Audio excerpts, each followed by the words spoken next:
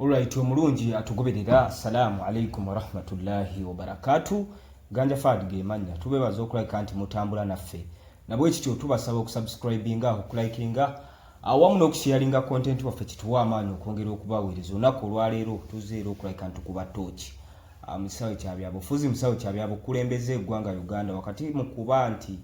ebyobufuzi bikutte wansi ne waggulu. Bintu bingi nnyo booli awo bitambula nga byennyamiza bannayuganda kuba realistically bw'otunula ebyobufuzi nga bwe bitambula as of now negatives nyingi nnyo singa positives. Bw'otunulira mu setteeserezo w'eggwanga ekkulu ebivaayo tubiraba mu nsonga za buli bwanguzi.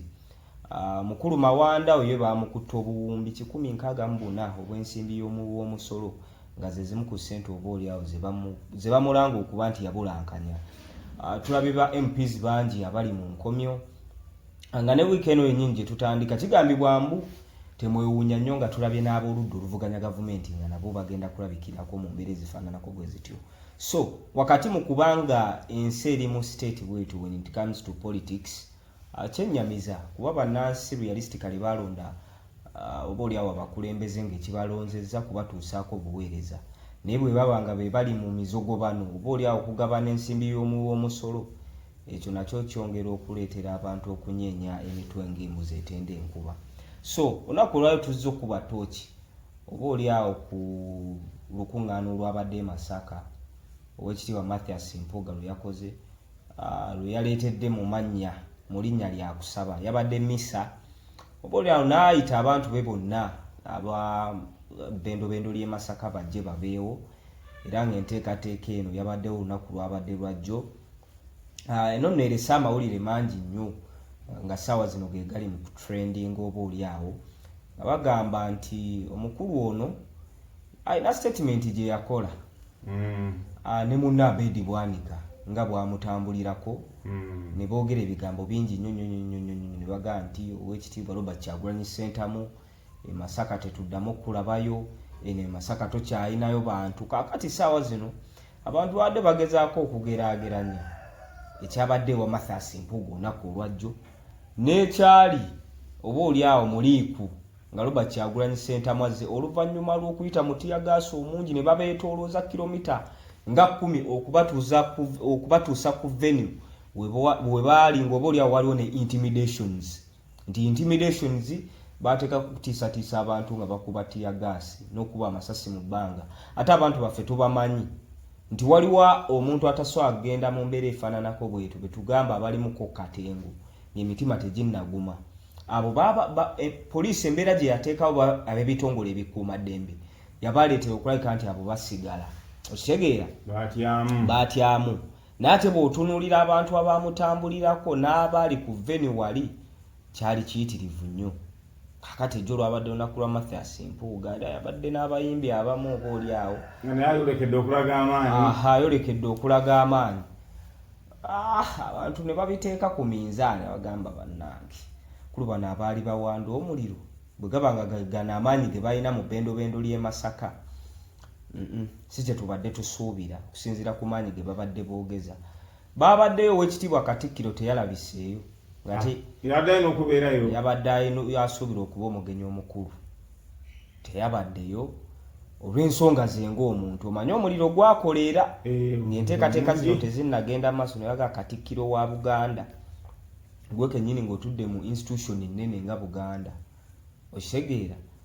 abantu abo bewamu ne bannaddiini Ssemwogerera aliko kati akulira eddiini y'Obukatuliki kyebwe bakiikiridde obukiikirizi naye n'akiikirirwa. Tujjukira webback awo nga ab'ekibiina ki National Unity Platform balinayo okusaba nga basabira ba foreign soldiers bayita bannaddiini ab'enjawulo bawandiikira ab'e Kampala mukadde ne bawandiikira ab'e Lubaga ne bawandiikira ab'e Namirembe n'abalala bonna n'ababalokola ababakulira ndowooza baba tebawandiikidde Sserwadda teri yalinnya Kavule okitegeera kati abantu nga bakubagana empawa nti bali we baba abayita ne mutajja eno ne mugenda wabaawo gundi injustice obo abantu bakirabira mu kifaananyi kirala. So Ssemwogerera Oweekitiibwa naye yakiikiriddwa bukiikirirwa mu mmisa eyabaddeyo. So bintu bingi nnyo ebizze bitambula Nepo tunulira politics ow'ebbendobendo lya Masaka ngera ffenna bwe tukimanyi nti politics w'e Masaka oba oli awo ategeeza kinene nnyo mu politics wa Buganda region oba Buganda nga kingdom. Okitegeera bano abantu b'e Masaka basetinga nga precedence abagundi kweza amasaza amalala ga mu Buganda kwe bakola ki kwe batambulira mu byobufuzi. Kyokka ate akavuyo ku mulundi guno kabadde nnyo e Masaka ngera buli muntu atunuulira nnyo kiki ekinaava e Masaka. Kyovola twali tulindirira Oweekitiibwa Robert Kyagulanyi Ssentamu asooka agendeko e Masaka eyo tuwulire ebigambo bino bye badde boogera nti e Masaka olw'okuba wakwata ku mwana waffe Empuuga omukulembeze gwe twateekateeka obulungi olwa gundi ezaaliwo saga ez'okugabana ssente y'omusolo mu Parliament nga bakamishona abaaliko ebiseera ebyo. Era ekiraga nti oba oli awo ebiseera ebisinga buli bw'owulire buli bw'olaba omukka tewatera kubula ki muliro. Ebintu bino byatandika ng'ebisaagiriza ssente baazituwa ate tebaazituwa ate biki okitegeera. Abakulembeze b'ekibiina ki National Unity Platform ne batuula ne Mathias Mpuuga ne bagamba naye ssente bwabanga kituufu baazikuwa ssente zikwata ozizzeeyo kuba zijja kuttattana ekifaananyi ky'ekibiina kyaffe okitegeera. Wakati mu kuba nti zijja kuttattana ekifaananyi ky'ekibiina kyaffe okugema kusinga okukola ki okuwonya. Tukole press conference oveeyo obagaa nti bannaye ssente zo baali baazimpa kuba yabagamba initially nti tebannampa ssente. Wakati mu kubagamba nti tebannampa ssente ate mu kufulumayo ebigambo bye byatandika okukyuka nga tumulabye afunye babedi bwanika oba bwanda omuliro nga ebigambo bye bawanda bikaawo okukira omususa nga bagamba nti ssente baazimuwa naye baazimuwera mu bumenyi bw'amateeka. Kakati eyamala eggobe mu kibya ye yali President Fountain of Honor. President Museveni ate yavaayo n'alaga naye nti ssente ziri tategeera lwaki baazigabana. Kuba bano beekweka mu ddiba nti baali basiima. Okitegeera? Basiima ki? Gundi yavaayo n'ayogera awo Sseggona n'agamba nti Parliament baali basiima abantu baabwe abaali bakozeeko. Era wakati mu kusiima ng'agezaako kana kasiimo Mpuuga ke yafuna ne bakomishona okukabika mu kiri ekyali legit ekyokusiima ba former speaker ba Parliament. Omuli ba Rebecca Kadaga, omuli ba ono former vice president omukulwani ono w'e Masaka Sekandi baali bangi nnyo ba speaker be bakola ki era bo babasiima na mmotoka be baasalawo. Kakati nga Sseggona agezaako okukibikiriza nti n'akasiimo k'abampuuga kaali kagwawo naye nga beebuuza kye mwasiima esookera ddala ba former gundi Lope oba former leader of opposition abantu abo bo baasiimibwa. Ye bw'abanga Mpuuga yasiimibwa nga akasente yakafuna bakateeka akasiimo ka office ng'ey'obwa leader of opposition naye ng'ate bw'otinkuula amateeka agatwala Parliament ye Uganda kiraga nti ssente zaabwe beesiima personally. Nekirala otyo omuntu akasiimo ng'ate ekisanja tekinnaggwako yandibadde amaze okumalako ekisanja ne balaba emirimu emituufu gy'akoza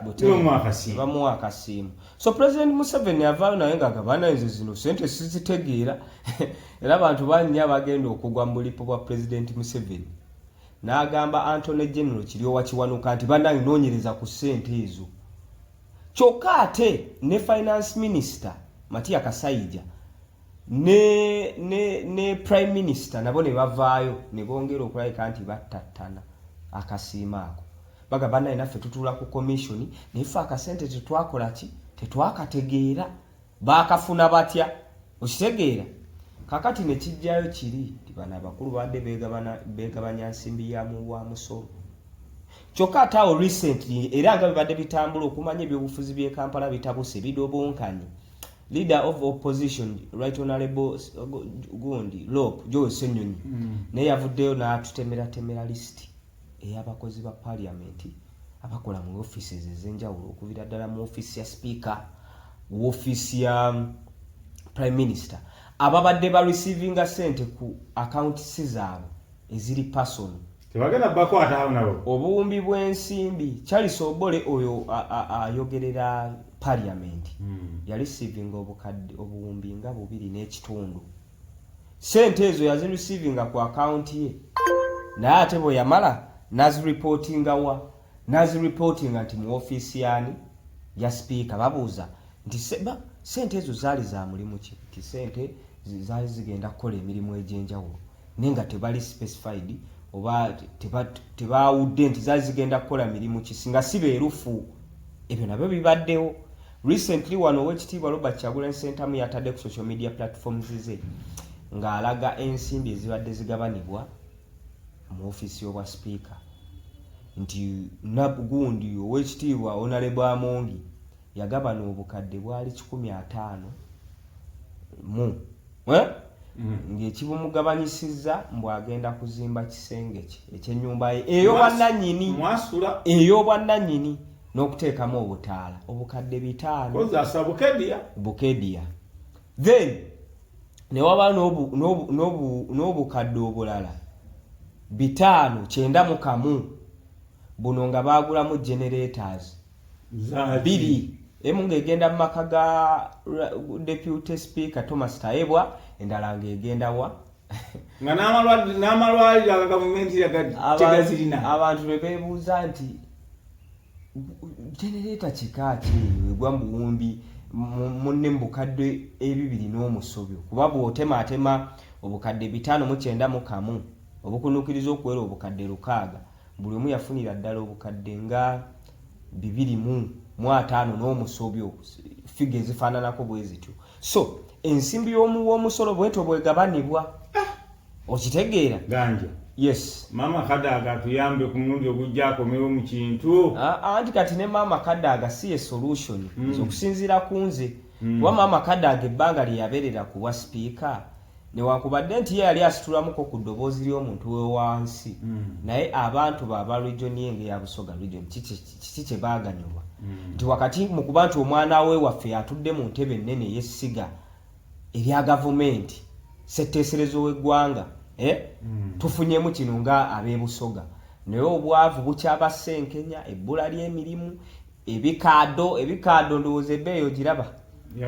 bbeeyi yagwa okufaako obufi otuuka e Busoga mu district nga Kamuli Mayuge eyo n'olaba obwavu nga n'abantu bubatunulira mu butuufu nga bubasenkenyezza nga kisusa ogw'omulamuzi so mu mbeera ezifaananako bwe zityo Uganda yo nga Uganda amasiga gonna agakola gavumenti manafu oyagala kunga nti bw'ogenda mu ssiga eddamuzi ye waliyo obutebenkevu obufaananako bwe butyo buliyo ekisooka corruption efuuse corruption omunaku mu masiga ago tasinga musango okitegeera so byonna bitambula bwe bityo essiga eddala eryandibeereddewo omuntu wa wansi kuba eryo lirina amaanyi mangi nnyo we liba lisazeewo okukolera awamu ne libaako decisions ze liteekinga okitegeera ng'ababaka bwe twasindikayo bakozesa mutwe gwabwe wabula tebafa nnyo ku mbuto zaabwe nga si ze batunuulidde era essiga lisobola okutereeza byonna naye ate kati saawa zino lyerisinga obuvundu ya paliamenti kati ate bw'ogenda mu ssiga erya mwenemu atudde mu ntebe ennene eyo nayo weewuunya okitegeera kuba kakati bw'otunula ssente nga mukulu Kisaakye ssente nga bwe zitambula mu paliamenti ng'ekitongole ng'ekyannema kivaayo ne kisengula abawejjere mu bifo byabwe mwe bawangaalira okitegeera ffenna ndowooza tuvumirira oba oliawo twagala okupreservinga obutonde bw'ensi abaana baffe ne bazzukulu baffe basange Uganda nga embeera y'obutonde eri settled enabawa emirembe ne bagiwangaaliramu naye bw'oba okola ebikwekweto ng'ebyo gavumenti gwe kennyini olina okukyenyigiramu okyenyigiramu otya abantu abawangaalira mu bitundu byonna eby'entobazi nga bwe baba basengula beesenzaako gavumenti eraba gavumenti beesenza oba baagula anti baagula kati tukitwale kale mu kwesenza kuba bo bagamba beesenza mu ttaka lyaki lya ntobazi naye ng'ate abantu bano gavumenti gye tuwangaaliramu ya centralized system of administration nti obuyinza buvawa Maguru. wa president obuyinza ne bukkirira paka ku chairman LC1 ekyo si kye kikola government kati chairman LC1 ewali ebyapa nga yateekako ki yateekako omukono okitegeera ewali endagaano nga yasayininga kitegeeza gavumenti bano abantu yandibadde bateekera we balaga kuba naye badde ebimanyiiko wakati mu nsimbi zino nga zigabanibwa gavumenti tesobola kwata ssente ezo nebaako weeteeka abantu bano oba nebakompasetinga kuba nabo kennyini baali bakimanyi nti abantu beesenzaawo ate ne mubaleka n'aba gavumenti ng'abeerusiwa ne babateerako emikono kitegeeza ki gavumenti kino ekintu yandibadde ekyenyigiramu bano abantu ne babakwatizaako wakati mu kuba nti omusimbi gugabanibwa ate obukadde 5 simanyi bampuuga bakomishona baani yitulabanga kirabika bubi so byebyo ebiruma bannayuganda era abantu bonna abagezaako okulwana Robert Kyagulanyi Ssentamu bw'abanga akyayogera amazima kigenda babeerera kizibu